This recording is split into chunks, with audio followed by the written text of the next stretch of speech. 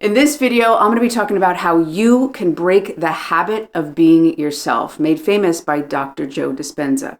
Now, Dr. Joe says that if we continue to think, feel, and act in the same way, we can only recreate our past, and eventually our future will only be an echo of the past. In order to create any change in your life, you're going to need to break the pattern of you. As you learn to break your pattern, those small changes will create massive ripples in your outside world. You'll begin to send out a new electromagnetic signature, as Dr. Joe Dispenza calls it, and the universe will respond with new people, new situations, and new circumstances. But so often people struggle to understand how to implement this amazing concept and this amazing power into their own lives. So in this video, I'm going to be using this new diagram that I created for you so that you can better understand how you can easily apply this principle into your life. I'm going to draw it out so you know not only what's happening,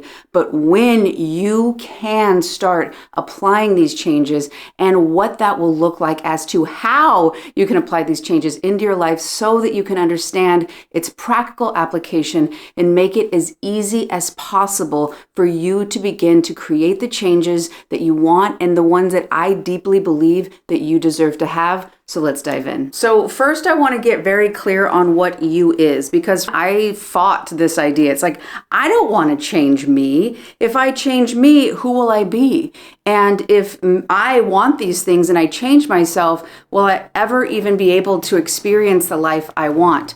Well, it took me a long time to realize that the me that I thought I wasn't actually the real me. It was actually what I would call my habit self. And a habit self is basically the situations, experiences that you went through as a kid and you learned or were shown or were told that you had to be a certain way or you couldn't be another way. So you couldn't stay safe as your authentic self. So you created a habit self, the you that it was safe to be in this world. Now, it's really important for you to understand that you will have to feel safe to attract a new dynamic. If you feel that you're not deserving, if you feel like you're not good enough, you're not capable, or that if you do get attention, if you are seen in your authentic self, then people will reject you, that's not going to feel safe and you'll actually reject it.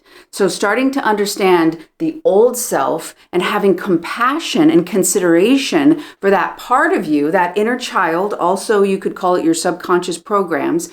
You were a child when you got programmed, because between the ages of 0 and 6 or 7 years old, we are in a brainwave where it basically gets what we're experiencing, what we're learning gets directly stored into our subconscious. Now, you can override these, you can understand these, you can change these when you start learning that old self and basically become the adult to that self, take care of yourself, and implement the power to break the habit of being yourself. So let's get in so you can understand. I'm going to give you some examples, a romantic example, and an example when it comes to money, so that no matter what your pattern is right now, you can start to understand how and what it looks like for you to break the habit of being yourself. It is possible, but the biggest trick here, and Dr. Joe talks about this, you will have to know your unconscious old pattern self better than anything, like the back of your hand, so that it does not slip past your conscious awareness. Because if you go unconscious, if you go on autopilot, and Dr. Joe gives a stat that basically says after you're above 35 years old, then your 90 to 95% of your life is run on autopilot. So if you're an autopilot and it's going and recreating the past and you're wanting to create change, but you only have 10%, well, clearly that's going to be such a struggle. But if you're able to start learning and becoming more aware of that unconscious part, you're starting to turn off the autopilot and you're starting to create this gap. Now, in neuroplasticity, people talk about this. They talk about a pause. I call it a gap. There is a moment, and before I learned how to do this, I would have bet everything I had that that wasn't true for me. I felt that it was true for others, but it wasn't true for me. But honestly, I just didn't know how to do it. And just like anything you have ever learned in your life, at one time it felt impossible. I'm currently learning how to knit, and when my friend started to show me how to do it, it seemed like she was a magician. She would do something, magic happened, and then all of a sudden there was a knot. I'm like, how in the world did you do it? There was no way I felt that I could replicate that until I started to draw more attention. And this brings up the notion of quantum physics, that all the infinite possibilities of you exist. There are so many potentials that we could collapse into our actual life when we put attention on it, when we observe it. How do we observe something we're unconscious to? Well, I'm going to show you. It's not as difficult, right? We can practically learn how to do this. And this is a skill just like anything else. At first, it will feel hard, then it's going to get easier and easier and easier. And I promise, no matter how much effort it takes for you to learn this skill, it's going to be less painful than this, to recreating the old self over and over again. So let me now give you an example of what this looks like in the working world, what it looked like in my life, and hopefully you can start to understand how it can implement in your own life. And you can start to take advantage of it. So your habit self, okay? Your thoughts, feelings, and actions from former life, from most likely childhood. For me, I didn't feel good enough growing up. I thought I wasn't worthy. I thought I wasn't good enough. And I had to earn it, right? And the interesting thing is, I grew up in a very loving home, very sweet, supportive, encouraging parents. It was so confusing as to what was wrong with me. You have to understand that there are things that when we're little kids, we don't have a fully developed mind. So we take snapshots of what our interpretation is when we're too young to understand the dynamics of life, and we don't have a fully developed mind. And unless you start doing what I'm going to show you, you'll still stay in that child perspective, and it literally will block out of your senses, outside your perceptions, alternatives. So all I kept finding was people, circumstances, and situations. If we talk about the electromagnetic signature, the electrical part is your thoughts. And that's where a lot of people stay stuck. I'm going to think of that future. I'm going to think better thoughts. I'm going to imagine. That's great. That's wonderful. And the magnetic part, which is stronger than the electrical part, is the feeling. Our body is going to magnetize to us whatever it is that we deeply believe to be true, which is going to be in that unconscious self. And if we want to make a change, we're going to have to learn how to break it. If this video is resonating and you want some help in your life, I am still offering one-on-one sessions. We'll sit down over Zoom, dive into your specific pattern, and I'll help you become more aware of when and how you can break out of that pattern of your habit self. I've had so many clients who have had tremendous breakthroughs. So if you want me to help you, I would love to do so. There's a link below. Click it, fill out the form, and I will email you. So for me, this pattern of not feeling good enough, not feeling worthy, first I tried to be an athlete, I tried to make the Olympics, got really, really far, made a world championship, but I was still thirsting for external validation. This pattern really showed up in romantic relationships. So then I would be here, right? And I thought, okay, if I can get that person to like me, if I can get them to date me, then I'll feel good enough, right? So if I started to like somebody and they started to like me and we're going good and I'm getting the text and I'm like, oh my gosh, this is so exciting. Oh, I finally feel good enough. Oh, I finally feel worthy. But then there was a moment. There's no text. They've gone MIA. What did I do?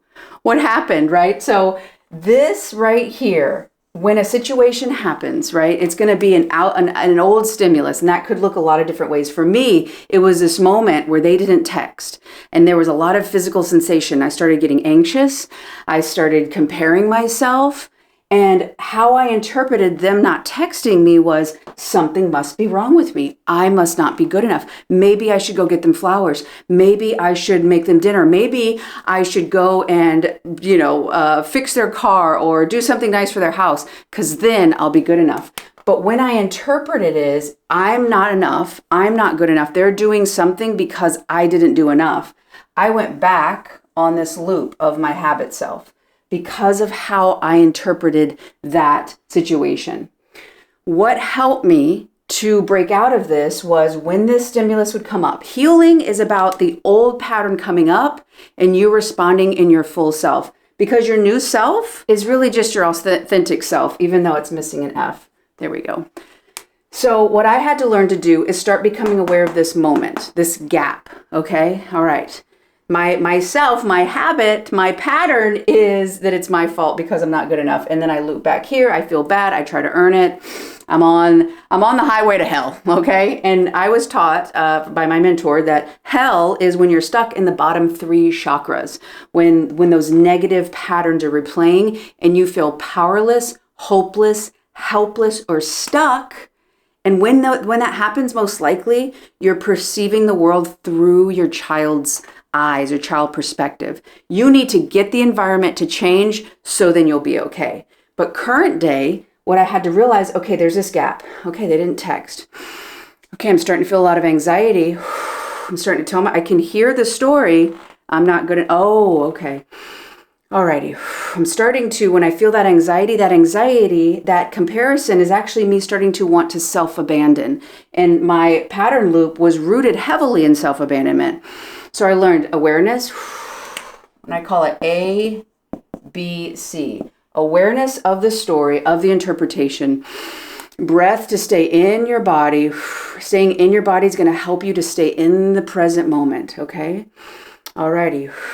How can I take care of myself right now? What is it that I need? Maybe I need to get some support, talk to a friend. Maybe I just need to go and work out, right? Bring my energy back to myself to take care of myself, knowing that my safety is not rooted in their text. My safety is rooted in taking care of me and understanding my needs and my old triggers and learning how to take care of it on my own. And maybe that look like in the future, communicating with the person like, hey, consistency is really important. You know, these are ways that it could show up and then they can say their thing. But when I made the new choice to take care of me, to not interpret it as whatever they're doing, it has to do with me, then I was able to start stepping into my authentic self, starting to understand my needs. What was my experience? And understanding that wound on a deeper level, stepping out of it. And when I wasn't in my limbic brain, so your limbic brain is your fight or flight, right? When I got triggered, I felt like my needs were in threat. I would go into my limbic brain. You lose half your IQ when you're in your limbic brain. So the best thing you can do is breathe and step out, take care of yourself. You're breaking the habit of being your habit self, right? And another way this could go, right? So maybe it's about money for you. For me, I did a lot of work with clients. I used to make a lot of furniture. And so there had been moments where somebody would come up, they say, hey, I really want to buy a table. I'd get so excited. It was going to be a great situation. And then there was no follow through. All of a sudden, they were MIA. They had ghosted me. Okay, so we're going back. Remember, I didn't feel worthy and I didn't feel enough. So what do you think I would interpret a failed contract or a missed opportunity, not getting the job, right? This could apply in a lot of different ways if this is similar to what you're doing. You've got to understand too, this is a tangent, the energy of money. If you keep finding a hard time with money and it always feels like it's too far away, there's never quite enough, you work really, really, really hard and it just never shows up or it ghosts you, feast or famine, all those kind of dynamics.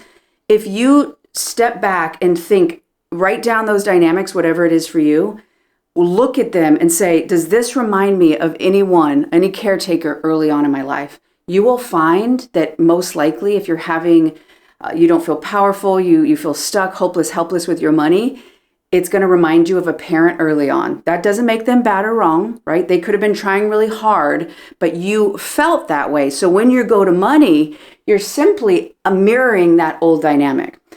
That's just a tangent that was really helpful for me to know. So when I had that failed contract, or they went MIA and they said yes, yes, yes, and then it was, where did they go? That triggered, I'm not enough. I'm not worthy. Okay, what did I do wrong? Oh, maybe they really don't like my stuff. Maybe my stuff isn't actually good enough, right? So that was me starting to self-abandon, starting to self-reject, and I got back on the highway to hell and just continued to repeat this over and over and over. What changed is when I'm starting to feel really tense. Whew, I'm not hearing from them. I feel like my needs are in threat. Okay, I'm aware of that story, that negative assumption, that negative belief, low limiting belief. I'm aware of that. I'm breathing to basically override that impulsive physiological response. Remember, electro, but magnetic. Magnetic is your feeling body. Your body is what is magnetizing. That is also the subconscious. So if you go tight and contract and like, oh no, I'm in danger, your perceptions will perceive everything else in danger. And it just goes down that downward spiral, which I would assume you know what I mean. It just gets worse. It's like you're on a snowball that is endless and terrible. I've been there. So trust me, you can learn to do this. Even just aware, okay, I'm breathing. Oh, wow. It's going to feel uncomfortable because you're breaking out, right? Also, you could say that this is the box of safety, of comfort. Even in here, if it's uncomfortable, if you feel miserable, if you feel like you're not having a good time, you know you can live there. So when you start getting out of here and breaking out of this, which is responding differently here, it's going to feel like you're in threat. But if you can start to just say, okay, Dr. Joe talks about crossing the unknown river. I don't know what I'm going to find out there, but I know what I'm looking for. I have not experienced, so it's going to be unfamiliar. I could interpret unfamiliar as uncomfortable or scary. That doesn't mean it is. So how can you break out of it? Okay, coming back to your breath, staying grounded in your body and making that new choice. Okay, well, what is it? What else can I do? How else can I support myself? How else can I say, okay, whatever's going on with them doesn't mean that I'm a terrible furniture maker. Doesn't mean that what I'm doing is bad. That voice is the old habit self. I like what I do. How can I take care of myself right now? Maybe it's a walk, and a walk's so powerful because as you're walking, there's a nerve in your eye that's scanning. And as it's scanning, it has basically the same energy pool as your amygdala. Your amygdala is like, where's the fear? Where's the fear? The fear scanner is going to keep you in here. So if you're walking and you can drain out that security system, you'll actually be able to see things as they are, as opposed to keeping you stuck in that box of yourself. So understanding in that moment, expanding this, minding the gap is how you can break the pattern of your habit self and stop recreating the past in your future by being a new you in the moment. When and as you learn to be the new you in the moment, even if it's murky, even if it's scary, even if it feels shaky, that is the start of you learning your authentic self in the moment. That's where so much massive change happened in my own life. And I believe you can and you deserve to experience this in your own life and understand how powerful and beautiful you really are. And we need you on this planet to be in your highest expression. Now, you might be like, how in the world can I actually break out and change my self-concept, my self-image? Well, fear not, I created this entire video right here just for you so that you can start practically understanding how and when you can change your subconscious beliefs, because it's exactly what I did to help me successfully, completely shift the way I see myself. Thank you so much for watching. I love you all, and I will see you on the next one.